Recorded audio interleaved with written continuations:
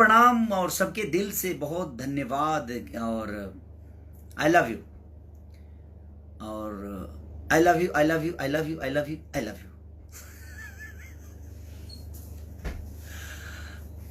आज आदिशक्ति फिल्म से एगो गाना छूटल बा हमार ललटेनिया, और ललटेनिया के लोग इतना मोहब्बत और प्यार देनी कि दिल गदगद हो गई। भैया गुड्डू यादव जी जय हो करेजा, अरे आई लव यू भाई, लव यू।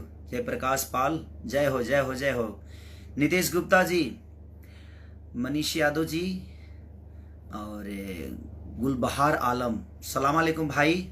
प्रकाश पांडे बाबा प्रणाम, बाबा प्रणाम। कुमार विकास Paswan ji beautiful love you भाई। संजीव चौबे जी बाबा प्रणाम, गोड़ लगतनी।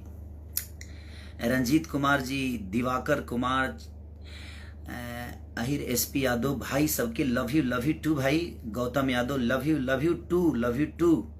रितेश कुमार सबके, Abhishek Yaduvanshi I love you I love you I love you I love you, सबके लव यू भाई। इतना प्यार और मोहब्बत। और आदिशक्ति से ही गाना रिलीज भइल बा हमार Lalteniya. Yashwant Kumar Yadav I love you भाई। Jai Yadav Ahir super hit song love you भाई, बहुत सुंदर। आदित्य नवीन यादव जी, दबंग Anish I love you too मेरा भाई, लव यू। संजीव कांत मुलायम यादव लव यू प्रणाम भाई।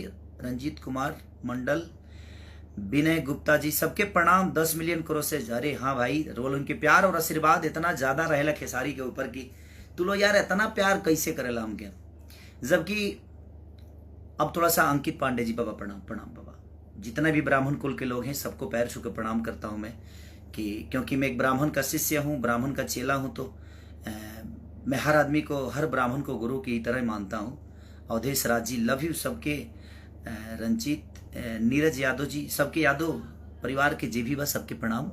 सब लोग यहीं प्यार और मोहब्बत बरसौले रहे और ललटेनिया के यहीं प्यार दे